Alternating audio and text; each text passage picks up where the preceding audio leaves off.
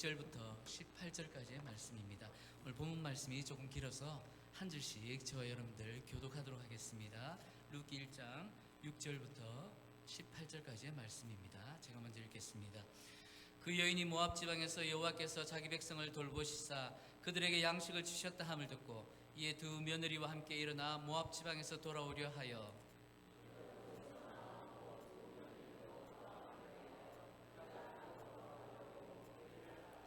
나오미가 두 며느리에게 이르되 너희는 각기 너희 어머니의 집으로 돌아가라.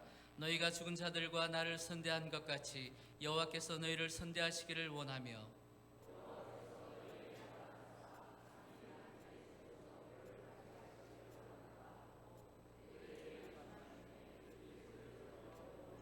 나오미에게 이르되 아니니이다. 우리는 어머니와 함께 어머니의 백성에게로 돌아가겠나이다 하는지라.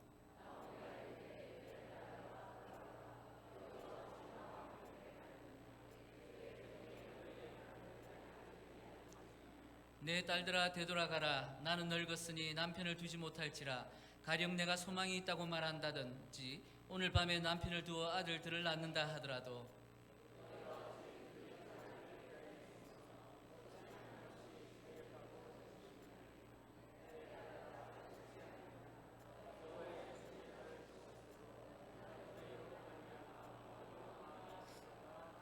그들이 소리를 높여 다시 울더니 오르바는 그의 시어머니에게 입맞추되 룻은 그를 붙쫓았더라.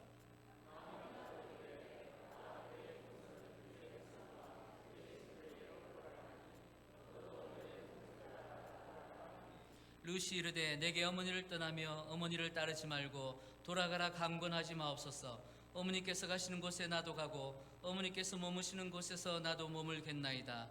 어머니의 백성이 나의 백성이 되고 어머니의 하나님이 나의 하나님이 되시리니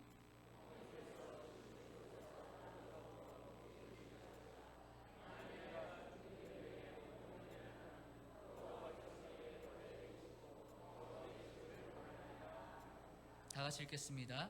나오미가 룻이 자기와 함께 가기로 굳게 결심함을 보고 그에게 말하기를 그치니라. 아멘.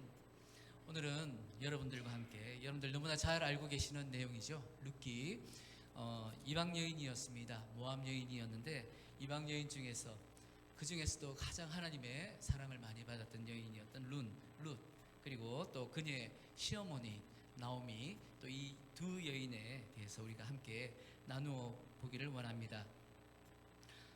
유대인들은 특히 이 모압 사람들을 싫어했습니다. 그런데 모압 출신의 여인이었던 이 룻기를 중심으로 쓰여진 이 책은 또 유대인 절기 중에 또 절개 읽기로 유명한 그런 책입니다. 참으로 아이러니가 아닐 수가 없습니다. 이 잠언서의 제일 마지막 이제 잠언서가 31장까지 되어 있지 않습니까? 그 31장 제일 마지막 절은 바로 현숙한 여인에 대한 내용으로 기록되어 있습니다. 이 잠언이 끝나자마자 이제 유대인들은 바로 룻기를 읽었습니다. 왜냐하면 유대인들이 생각하는 그 현숙한 여인이라는 것이 바로 이 룻이라고 생각했기 때문입니다. 그래서 우리는 이 룻기가 역사서에 들어있지만 그 히브리 성경에는 룻기가 성문서에 들어 있습니다.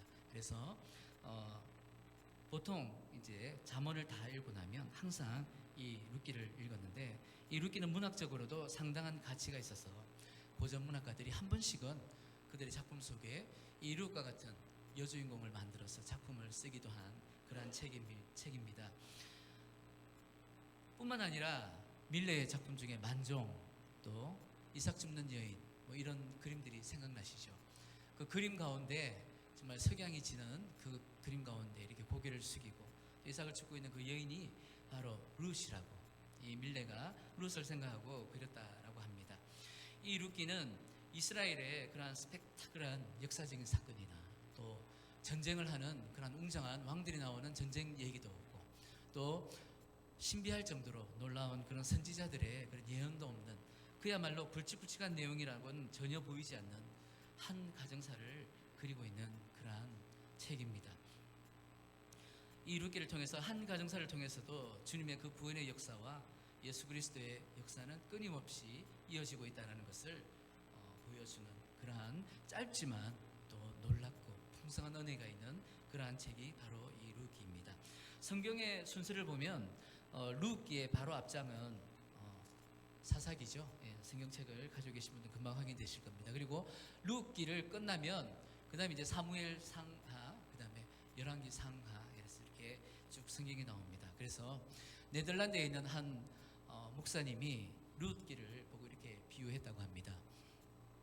질풍노도와 같은, 그리고 하나님의 질서는 어딘가로 다 사라지고 정말 험악한 그러한 암울한 사사기와 또 그 이스라엘의 왕정이 시작되면서 그 왕의 위치를 지키려고 온갖 그 사울의 그 계략과 암투가 드러나는 그러한 이스라엘의 또 이제 왕정 시대를 여는 사무엘 상하와 또 이어지는 또 열왕기 상하를 통해서 온갖 그 이스라엘 왕들이 나오는 그러한 사이에 룻기가 들어있지 않습니까? 그래서 이것을 사사기와 열왕기 상하의 딱딱한 껍질 속에 들어있는 진주와 같은 책이 바로 룻기다라고 말을 했다라고 합니다. 그만큼 이 룻기는 보배롭기도 하지만 또 아름답고 귀한 책이라는 것입니다.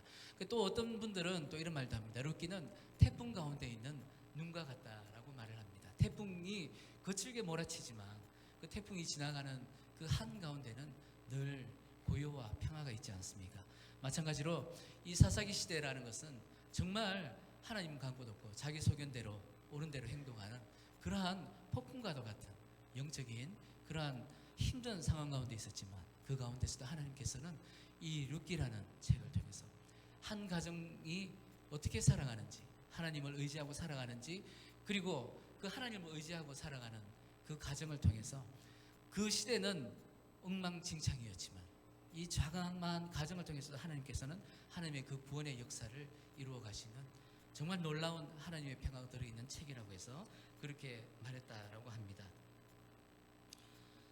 우리는 인생을 살면서 좋든 싫든 늘 선택을 해야만 합니다. 그것이 포기가 되든 아니면 어떻게든 취하게 되든 우리가 선택하는 무엇을 선택하는가에 따라서 하나님의 그 선택에 따라서 축복이 임할 수도 있고 또 잘못된 선택을 했을 때 그 선택을 통해서 하나님의 심판이나 하나님의 저주가 임하는 그러한 선택이 있을 수도 있습니다. 그래서 우리는 우리 삶 가운데 정말 순간순간 찾아오는 이 선택을 하나님의 은혜를 구하며 신중히 해야 할 필요가 있습니다. 우리는 오늘의 말씀을 통해서 오늘 말씀 가운데 나오는 세 명의 여인들이 어떤 선택을 하게 되는지 우리가 한번 나누어 보기를 원합니다. 먼저 저희들이 읽지는 않았지만 룻기의 1장 1절과 5절의 내용은 룻기가 언제 쓰여졌으며 그때 어떤 일이 일어났는지를 자세하게 설명하고 있습니다. 그 내용을 잠시 말씀드리자면 룻기는 제가 말씀드린 이제 사사시대를 살아가는 사람들의 어떤 한 가정을 배경으로 쓰여진 그러한 책입니다. 책이라고 해서 소설은 아니고 하나님의 말씀이죠. 실제 역사를 그리고 있는 역사입니다. 그런데 어느 날 이 베들레헴에 흉년이 찾아왔습니다. 극심한 흉년이 찾아와서 이 흉년을 잠시 동안 피하기 위해서 엘리멜렉이라고 하는 한 가정의 가장이 그의 아내 나오미와 두 아들을 이끌고 그 흉년을 피하기 위해서 베들레헴 땅을 벗어나서 모압이라고 하는 이방 땅으로 이주를 하게 됩니다. 이 베들레헴은 무슨 뜻인지 여러분 잘 알고 계실 것입니다. 베들레헴의 뜻은 바로 떡집이죠. 떡집에 흉년이 들어서 떡이 없다라는 것입니다. 그래서 그 떡을 구하기 위해서 떡집을 나와서 이방 땅으로 간 이러한 것도 또 역시 아이러니가 아닐 수가 없는 것이죠. 근데 이 잠시 동안의 흉년을 피하기 위해서 모압 땅으로 갔던 이 엘리멜렉 가정이 잠시 동안 자신들의 계획대로 잘 살다가 다시 베들레헴 땅에 풍년이 왔을 때 무사히 돌아왔다면 룻기는 아마 쓰여지지 않았을 것입니다. 그런데 그들의 예상과는 전혀 다르게 그들이 모압 땅으로 갔는데 가자마자 그 가정의 가장이었던 엘리멜렉이 죽고 맙니다. 상심 가운데 있던 나오미가 겨우 몸을 추스리고 그들의 두 아들이었던 말론과 기럧이라는 두 아들을 모압 여인을 택해서 결혼을 시키게 됩니다. 그래서 두 아들이 결혼해서 약 10년 가까이는 평안하게 살았던 것 같습니다. 그런데 그 평안과 기쁨도 잠시뿐 두 아들마저 죽게 됩니다. 그래서 그들이 잠시 동안 피해가기로 했던 그 모압 땅에 남아 있게 된 것은 나오미와 남편을 잃은 두 며느리밖에 없었습니다. 베들레헴으로 돌아가면 자기 백성을 돌보시는 주님의 은혜가 있다고 생각하고 잠시 동안 거기 가서 지내다 올 것이라고 생각했지만 그곳에서 잠시 동안 살기를 원했던 나오미의 삶 가운데는 남편이 죽어버리고 두 아들까지 죽어버리는 그야말로 말할 수 없는 삶의 최악의 상태를 맞이하게 됩니다. 가진 것이 풍성하게 나갔지만 현재 그녀의 삶 가운데 가진 것이라고는 아무도 없는 텅텅 빈 인생이 되어버렸던 것입니다. 그런데 그런 절망 가운데서 힘들어하고 있던 나오미에게는 기적과도 같은 소식이 하나 들렸습니다. 그것이 오늘 본문 말씀의 6절입니다. 우리가 6절 말씀을 다 함께 보기를 원합니다. 제가 읽겠습니다. 그 여인이 모압 지방에서 여호와께서 자기 백성을 돌보시사 그들에게 양식을 주셨다 함을 듣고 이에 두 며느리와 함께 일어나 모압 지방에서 돌아오려 하여 모든 것을 다 잃고 삶이 송두리째 텅텅 비어버린 나오미의 인생 가운데 비로소 주님의 음성이 들리기 시작했던 것입니다. 베들레헴으로 돌아가기만 하면 어떻게든 양식을 구할 수 있다라고 하는 이 주님의 말씀을 듣고 나오미는 어떻게든 양식을 구하기 위해서 이제는 다시 베들레헴으로 돌아가야겠구나라고 생각을 합니다. 인생의 모든 것을 잃어버리고 깊은 나락으로 떨어진 나오미에게 그 소식은 너무도 반갑고 기쁜 소식이었습니다. 6절 말씀이 나오미에게는 어쩌면 그저 양식을 구할 수 있는 육신의 구원의 소리라고 들었을지 모르겠지만 하나님께서는 그런 나오미를 부르시기 위해서 아무도 없이 텅텅 비어버린 그 가련한 여인을 불러서 하나님의 그 구속사역을 이어가시기 위해서 나오미를 불렀던 큰 음성이었던 것입니다. 나오미의 나이가 정확히 몇 살인지 성경에는 나오고 있지 않습니다만 나오미가 아마 이때쯤은 40을 조금 넘긴 나이였을 것이라고 많은 성경학자들은 말하고 있습니다. 요즘 같으면 40이면 못할 것이 무엇일까라고 생각하겠지만 나오미가 살고 있던 이 당시에는 40은 죽음을 눈앞에 둔 그 당시 보통 일반 사람들의 평균 수명이 겨우 40세였다라고 합니다. 그러니 나오미는 정말 오늘 죽을지 내일 죽을지 모르는 그러한 상태였다라는 것입니다. 그런 여인이 현재 가질 수 있는 유일한 소망 하나는 베들레헴으로 돌아가기만 하면 그곳에서 하나님의 은혜로 양식을 구할 수가 있겠구나, 내가 먹을 것을 구할 수가 있겠구나라는 오직 그 한 가지 생각이었습니다. 이 룻기의 가장 중요한 키워드는 헤세드라는 단어입니다. 이 헤세드를 우리나라 말로는 정확히 번역할 수가 없어서 하나님의 크신 사랑, 하나님의 놀라우신 은혜, 하나님의 인애, 그리고 긍휼과 사랑, 끝까지 져주는 책임과 헌신이라는 여러 가지 뜻으로 필요할 때마다 거기에 맞는 단어로 사용됩니다만 이 모든 뜻을 다 합쳐놓은 그런 하나님의 큰 사랑이 바로 헤세드라고 생각하면 좋을 것 같습니다. 살던 땅에 흉년이 들자 그 땅을 버리고 모압이라는 이방 나라로 가서 가진 것을 다 잃고 텅텅 비어버린 나오미에게 하나님께서 이제부터는 내가 주는 생명의 양식을 먹고 내가 주는 생명의 양식으로 풍성한 삶을 살아라고 나오미를 부르십니다. 그 놀라운 주님의 사랑이 바로 헤세드인 것입니다. 이것이 바로 죄된 우리들을 불러주시고 끝없이 주님을 뒤로하며 돌아서는 텅텅 빈 우리 인생들을 주님의 사랑으로 채워주시기 위해 부르고 계신 주님의 사랑인 것입니다. 소망이라고는 티끌만큼도 없었던 나오미에게 주님께서 들려주시는 그 헤세드의 음성은 그녀를 주님께로 돌아가게 하는 선택을 하게 했습니다. 수치도 굴욕도 생각할 겨를이 없이 오직 양식을 얻고자 하는 그 생각으로 주님이 음성이 들려지자마자 그녀는 바로 두 며느리를 거느리고 베들레헴으로 돌아가기로 결정을 했습니다. 물론 하나님을 사랑하고 하나님의 기쁜 뜻에 은혜를 받아서 고향으로 돌아가고자 결심한 것은 아니었지만 하나님의 음성에 반응한 그녀의 선택은 정말 탁월한 선택이 아닐 수가 없습니다. 그녀 생애에서 가장 귀한 선택을 나오미는 하게 되었던 것입니다. 잘못된 선택으로 성텅 비어버린 그녀의 인생을 어떻게든 살아보려고 나오미는 두 자부와 함께 베들레헴으로 향한 길을 떠났습니다. 어쩌면 그녀를 텅텅 비게 하신 것은 하나님의 놀라운 계획이었을지도 모르겠습니다. 어쨌든 주님의 부르심에 그녀는 반응하여서 주님의 뜻대로 순종하기로 결심하고, 또 주님을 부르신 하나님의 음성이 합해지면서 그 암울하고 소망 없었던 그 시대에도 예수 그리스도의 구속사, 놀라운 하나님의 역사하심은 이렇게 우연처럼 그러나 필연적으로 이어지고 있음을 우리가 이 룻기의 말씀을 통해서 볼 수가 있는 것입니다. 이것은 얼마나 귀한 것인지 알 수가 없습니다. 소망 없는 우리 인생 가운데서도 주님은 계속해서 포기하지 않으시고 우리를 불러주시고 주님의 역사하심 가운데서 우리를 함께 하도록 인도해 가신다라는 말씀인 것입니다. 소망 없이 보이는 이 땅 가운데 찾아오 주셔서, 소망 없이 보이는 이 땅의 모든 교회 가운데 찾아오 주시고, 소망 없이 보이는 모든 크리스찬 가운데 찾아와 주시고, 소망 없이 보이는 저와 여러분들의 삶 가운데 찾아와서 내가 너희들에게 소망을 주고 내가 너희들의 그 허한 심령 가운데 살아계신 생명의 말씀을 부어주겠다고 불러주신 그 하나님의 헤세드의 사랑이 바로 이 6절의 말씀이었던 것입니다.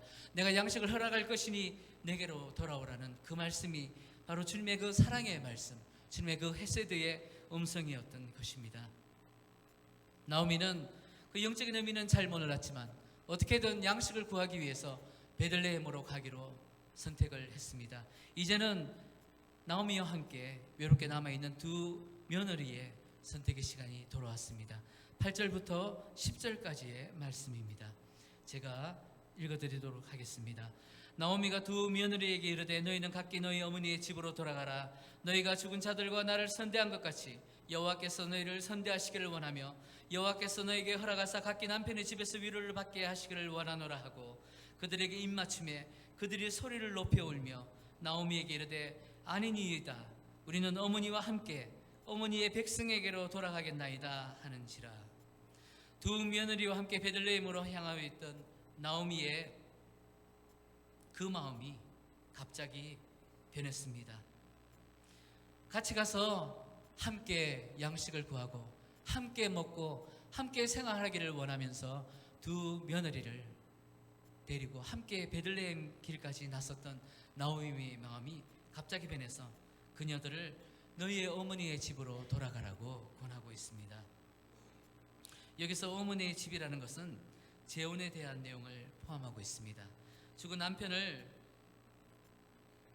뒤로 하고 이제는 좋은 남편을 만나서 새로운 사람과 결혼해서 자식들도 낳고 행복한 가정을 꾸미라고 하는 것이 이 내용에 포함되어 있었던 것입니다. 과거에는 결혼한 남편이 어떤 이유에서건 남편 없이 살고 자녀까지 없이 산다는 것은 그야말로 죽은 목숨이나 다를 바가 없는 그러한 삶이었습니다. 그리고 나오미가 어머니에게 돌아가라고 한 이 말은 보통 성경에서는 아버지의 집으로 나오는 것이 일반적인 표현인 것이죠. 왜냐하면 아버지가 가부장적인 그러한 사회에서 그 가정의 모든 것을 책임지고 있는 것이 아버지였기 때문입니다.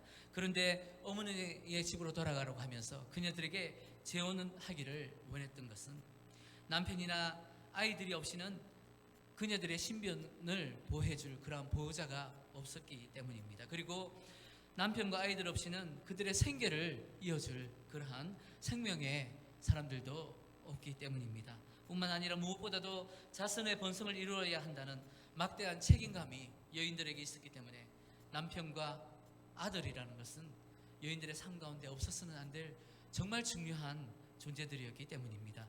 그래서 나오미는 젊은 며느리들이 보통 여인의 삶으로 돌아가서 행복하게 살기를 원했습니다. 이스라엘에는 계대결혼이라는 결혼법이 있었습니다. 이 계대결혼이라는 것은 형이 죽으면 그 아우가 형수를 취해서 그 가정에 대를 잇게 하는 법입니다. 어떻게든 그 가정에 들어온 며느리를 통해서 그 가정에 대를 잇고자 하는 그러한 생각 때문에 이러한 법이 만들어졌습니다. 창세기 38장을 보면 여러분들이 잘 알고 계시는 유다와 그의 며느리 다말에 대한 얘기가 나오는 것을 볼 수가 있습니다. 다말은 유다의 며느리였습니다. 유다의 가정에 다말이 시집을 왔습니다. 그런데 그녀가 시집 왔는데 아들이 한 명씩 죽기 시작했습니다. 다말의 남편들이 죽기 시작했던 것이죠. 그래서 그것을 보다 못한 유다가 다말을 친정으로 보내고 내 막내 아들이 자랄 때까지 네가 기다리고 있다가 내가 부를 때 돌아오라고 이 다말을 돌려보냅니다. 쫓아낸 것이나 마찬가지죠. 그리고는 다말이 죽을 때까지 결코 부르지 않을 것이라는 유다의 생각이 들어있었습니다. 그것을 알아차린 다말은 속이고 유다 앞에 나와서 유다과 동침함으로 그래서 유다로부터 아들을 낳게 됩니다. 처음에 다말이 임신했다는 소식을 듣고 유다는 그녀를 죽이려고 했습니다. 하지만 왜 다말이 그토록 엄청난 일을 저지르는지를 알고 나서부터는 유다가 며느리 다말을 향해서 그녀가 나보다 옳도다라고 고백을 했습니다. 이 말은 수단과 방법을 가리지 않은 것은 잘못된 일이었지만 다말이 이 일을 한 것은 결국 예수 그리스도의 계보를 이어가는 정말 귀한 일이었다라는 것을 유다가 깨달았기 때문입니다. 그런데 이 여인들에게는 아무리 이스라엘의 계대 결혼이라고 하는 좋은 제도가 있다 하여도 언제 죽을지 모르는 시어머니가 다시 아들을 낳을 가망성이 없기 때문에 아무런 소용이 없는 제도였습니다. 그런 생각을 하다 보니 친딸조차도 이렇게 해줄 수 없는 정말 너무나 사랑스러운 두 며느리를 그 며느리들의 인생을 생각해 볼 때 도저히 가여워서 베들레헴으로 함께 데리고 갈 수가 없었던 것입니다. 자신의 몸 하나 거두기 힘든 나오미에게 그녀들은 절대적으로 필요했었습니다. 끼니를 챙겨주기도 해야 하고 또 약한 몸을 돌봐줘야 할 사람은 바로 이 며느리 두 사람밖에 없었기 때문입니다. 그 며느리들의 미래를 생각해서 같이 가고 싶기를 간절히 원했지만 차마 그녀들을 베들레헴으로 데리고 갈 수가 없었습니다.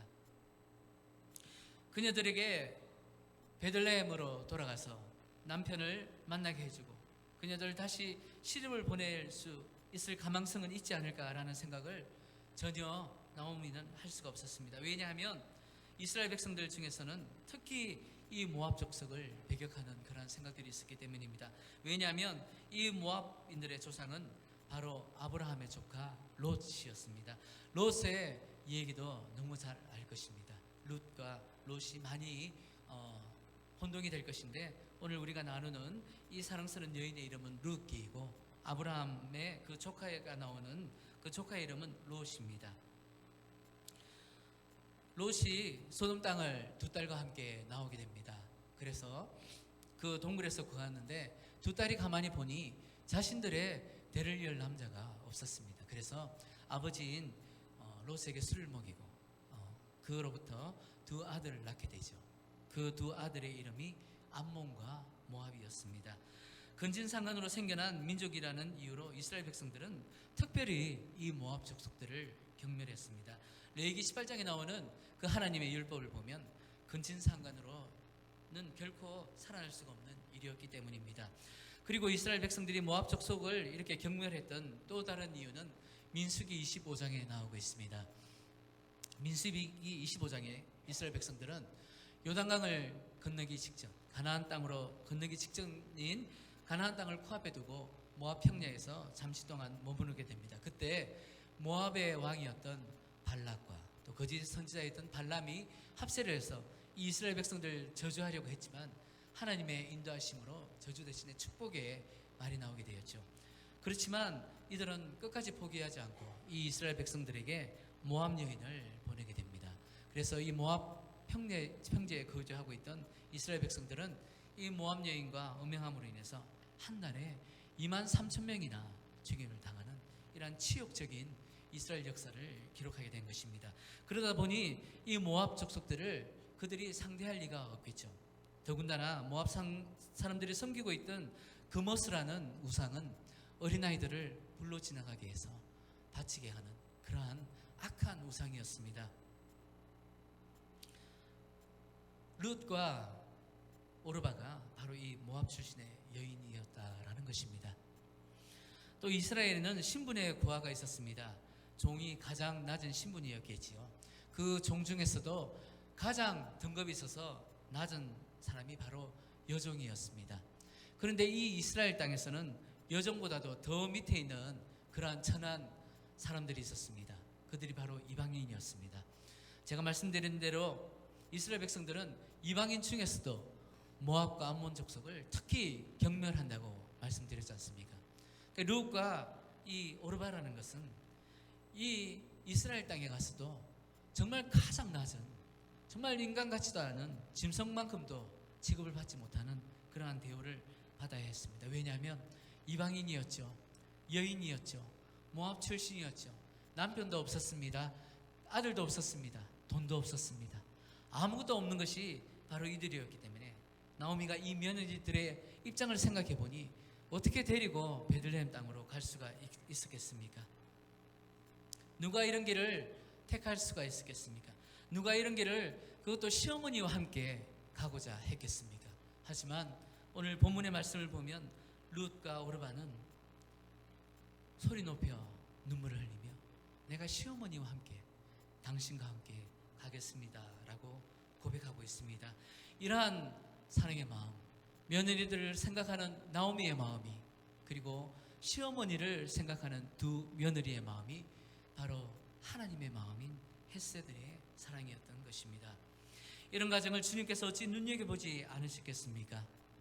이런 주님의 헤세드를 삶에서 실천하고 있는 이들을 주님께서 어찌 부르지 않으셨겠습니까?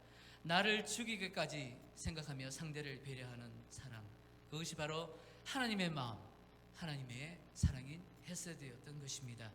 룻기 전체를 통해서 보면 모든 등장인물은 이 헤세드의 마음으로 서로를 대했습니다. 이 뒤에 나오는 내용을 보면 보아스라는 남자가 있죠. 룻의 남편이 되는 사람인데 이 보아스 역시 하나님의 사랑을 룻에게 그대로 실천했던 정말 귀한 사람이었습니다. 룻기 전체를 통해 나오는 이러한 귀한 하나님의 사랑, 이러한 귀한 하나님의 은혜가 룻기 전체를 흐르고 있기 때문에 이 세상에는 이보다 더 아름다운 문학이 없다라고 할 정도로 헤세드의 사랑으로 충만한 이 룻기 말씀을 동서고금 가운데서 가장 귀한 책이라고 문학가들이 꼽고 있는 것입니다. 두 며느리들이 결코 자신을 떠날 수 없다는 말에 나오미는 또 한 번 간절한 권면을 합니다. 제발 너희들의 고향으로 돌아가라는 것입니다. 14절의 말씀을 다 함께 보도록 하겠습니다. 그들이 소리 높여 다시 울더니 오르바는 그의 시어머니에게 입맞추되 룻은 그를 붙쫓았더라. 결국 오르바는 시어머니의 권유에 어쩔 수 없이 모압으로 돌아가게 됩니다. 그러나 룻은 시어머니 나오미를 붙쫓았다라고 합니다. 붙쫓았다라는 이 표현은 마치 자석이 두 개가 딱 붙어 있듯이, 그리고 본드를 붙여 넣었듯이 두 사람이 결코 떨어질 수 없듯이 나오미 곁을 룻이 결코 떨어지지 않고 붙어 있겠다라고 하는 그러한 고백이었던 것입니다. 오르바는 오늘 본문 말씀에 보면 남편에게도 홀로 된 시어머니에게도 선대한 착한 며느리였습니다. 그리고 홀로 된 시어머니를 참아 버릴 수가 없어서 베들레헴으로 가는 길을 함께 동행했고, 그리고 시어머니의 너희 어머니에게로 돌아가라고 하는 간곡한 부탁도 저버리고 소리 높여 울며 내가 시어머니 당신과 함께 있겠습니다 라고 고백했던 착한 며느리였습니다. 그런데 15절 말씀을 우리가 다시 한번 보겠습니다. 나오미가 또 이르되 보라, 내 동서는 그의 백성과 그의 신들에게로 돌아가나니 너도 너의 동서를 따라 돌아가라 하니. 8절에서는 나오미가 며느리들에게 너희 어머니의 집으로 돌아가라고 했습니다. 나오미는 그녀들의 육신적인 삶의 안위를 생각해서 정말 평안한 삶을 살기를 원해서 너희 어머니에게로 돌아가라고 했습니다. 하지만 그 말에 오르바는 끄떡도 하지 않았습니다. 하지만 두 번째 간곡한 그 시어머니의 말에 나오미는 오르바는 돌아갔습니다. 왜냐하면 그녀는 어머니의 집이 아닌 그녀의 신인 모압의 신을 선택해서 돌아갔던 것입니다. 아무리 헤세드와 같은 선한 마음을 가지고 선한 삶을 살았다 할지라도 사망이냐 생명이냐는 길목에서 하나님을 향한 믿음이냐 우상을 향한 마음이냐에서 그녀가 선택한 것은 하나님이 아닌 우상이었습니다. 생명이 아닌 죽음의 길을 선택했던 것입니다. 이 선택은 룻과 나오미와는 완전히 다른 생애 최악의 선택을 했던 것입니다. 이 이후로 오르바의 이름은 성경에서 완전히 사라져 버렸습니다. 그런데 룻의 선택을 우리가 다시 한번 보도록 하겠습니다. 16절의 말씀입니다. 이 16절 말씀은 우리가 다 함께 큰 소리로 함께 읽어보도록 하겠습니다. 룻이 이르되 내게 어머니를 떠나며 어머니를 따르지 말고 돌아가라 강권하지 마옵소서. 어머니께서 가시는 곳에 나도 가고 어머니께서 머무시는 곳에서 나도 머물겠나이다. 어머니의 백성이 나의 백성이 되고 어머니의 하나님이 나의 하나님이 되시리니. 아멘. 참으로 놀라운 고백이 아닐 수가 없습니다. 이런 놀라운 고백이 그 누구도 아닌 이방 여인 룻의 입에서 나왔습니다. 나에게 어떤 상황이 닥쳐온다 할지라도 어머님이 가시는 곳에 내가 가고 어머님이 머무시는 곳에 내가 머물고 어머니가 죽는 그곳에서 내가 죽겠습니다. 어머니의 하나님이 나의 영원한 하나님이 될 것입니다 라고 하는 이 고백은 나오미의 그 텅 빈 삶 가운데, 나오미의 그 텅 빈 마음 가운데 하나님의 헤세드의 사랑을 부어주었던 것입니다. 이 고백은 나오미를 감동시킨 것뿐만 아니라 이 고백을 듣고 있는 하나님의 마음도 감동시켰습니다. 이 고백은 하나님뿐만 아니라 나중에 나올 보아스의 그 마음도 감동시켜서 보아스는 이 외롭고 힘든 여인을 차마 그냥 두지 못하고 하나님의 헤세드의 풍성한 은혜를 베풀어 주었습니다. 이렇게 담대한 룻의 선택, 세상에서 제일 존귀한 그녀의 고백과 선택은 텅텅 비어 아무것도 없는 시어머니 나오미를 구하게 되었고, 또 이 놀라운 룻의 고백은 헤세드의 고백을 은혜를 베풀어 주신 주님의 마음까지 감동하면서 이 룻은 바로 예수 그리스도의 증조 할머니가 될 뿐 아니라 예수 그리스도의 그 놀라운 족보에 이름을 올리는 믿음의 조상이 되었던 것입니다. 사무엘상 16장 7절 말씀에 사람은 외모를 보거니와 나 여호와는 중심을 보느니라고 하나님께서 말씀하셨습니다. 하나님께서는 아무데도 갈 곳 없는 이방 여인, 홀로 된 남편도 없이 있는 그 외로운 여인을 본 것이 아니라 남편도 없고 자식도 없고 돈도 없고 갈 곳 없어서 그냥 홀로 된 시어머니를 따라온 그 룻의 외모를 본 것이 아니라 내가 죽기까지 어머니를 따르겠습니다. 내가 죽기까지 어머니의 하나님인 여호와 하나님을 따르겠습니다 라고 고백한 그 룻의 중심을 보았던 것입니다. 이 룻의 담대하고도 놀라운 고백이 바로 우리의 믿음이 되었으면 좋겠습니다. 우리의 고백이 되었으면 좋겠습니다. 우리의 입을 통해 이런 진실된 고백이 흘러넘쳐서 우리의 텅 빈 삶 가운데서도 주님께서 찾아오시고 우리의 텅 빈 허무한 삶 가운데서도 주님께서 역사해 주셔서 주님께서 채워주시는 그 놀라운 헤세드의 은혜로 충만하게 되는 놀라운 은혜가 있기를 축복드립니다. 나오미도 룻도 그녀들의 생애 가장 탁월한 선택으로 그녀들은 상상도 하지 못했던 놀라운 축복을 누리게 됩니다. 그런데 그녀들이 이렇게 탁월한 선택을 할 수 있기까지 가장 공을 들이며 기다리셨던 분은 다름 아닌 바로 여호와 하나님이셨습니다. 하나님께서는 나오미를 그리고 룻을 계속해서 부르시기 위해 돌아오라 돌아오라 하고 외치고 계셨습니다. 돌아오라, 내게로 돌아오라, 주님께로 돌아오라고 간절히 부르시는 그 말이 히브리어로 슈브입니다. 1장에서만 이 돌아오는 말씀이 11번이나 나오고 있습니다. 주님께서는 끊임없이 그녀들에게 슈브를 외치며 돌아오라 돌아오라 제발 나에게로 돌아오라라고 외치고 계셨습니다. 그녀들의 텅 빈 삶을 채워주시기 위해 아무것도 없는 그녀들을 부르시기 위해서 그 부르심을 택했다는 그녀들의 그 택하심만으로 그녀들을 불러주시고 그녀들을 통해서 그리스도가 이 땅 가운데 나오실 수 있도록 끊임없이 슈브를 외치면서 그들에게 헤세드의 은혜를 부어주셨던 것입니다. 이 슈브의 음성은 주님께서 지금 함께하는 우리들에게도 들려주고 계십니다. 우리를 향해 지금도 외치는 주님의 그 슈브의 소리가 여러분들 귀에 들리고 계십니까? 여러분들의 텅 빈 삶 가운데, 나의 텅 비고 허망한 삶 가운데 주님께서 소망으로 함께 해주시기 위해서 밤낮없이 주님께서 우리를 슈브라고 부르고 계셨던 것입니다. 저로부터 돌아서서 내게로 돌아오라, 세상 유혹에서 돌아서서 내게로 돌아오라. 물질과 희망과 욕심에서 돌아서서 내게로 돌아오라. 서로를 사랑하고 용서해라. 슈브 슈브 슈브 끊임없이 우리를 향해서 들려주시는 그 음성에 우리는 이제는 선택을 해야 하는 것입니다. 슈브 소리가 들리는 베들레헴으로 향하는 그곳을 향해서 우리가 나아갈 것인지, 모압에서 들려오는, 여전히 세상에서 들려오는 그 소리에 우리가 그대로 서 있어야 하는 것인지, 우리는 분명한 선택을 해야 하는 것입니다. 그 선택에 우리는 갈등하지 말아야 할 것입니다. 슈바가 들려오는 그 소리에 우리는 무조건 베들레헴으로 가는 그러한 선택을 해야 할 것입니다. 우리에게 아무것도 보장되어 있는 것이 없다 할지라도 그 가려고 하는 곳이 정말 어렵고 힘든, 정말 온갖 수모와 고초가 기다리는 길이라 할지라도 우리는 베들레헴으로만 가야 할 것입니다. 그곳에만이 오직 텅 빈 삶을 채워줄 수 있는 하나님의 헤세드가 기다리고 있기 때문입니다. 우리의 많은 영혼을 생명으로 연장시킬 수 있는 그곳은 바로 주님께서 부르시는 헤세드의 사랑이 넘치는 베들레헴인 것입니다. 열왕기상 18장 21절 말씀입니다. 엘리야가 모든 백성에게 가까이 나아가 이르되 너희가 어느 때까지 두 사이에서 머뭇하려느냐. 너희가 만일 하나님이면 그를 쫓고 바알이 하나님이면 그를 쫓을지니라 하니, 베들레헴과 모압의 선택은 바로 하나님과 바알을 선택하는 그러한 선택인 것입니다.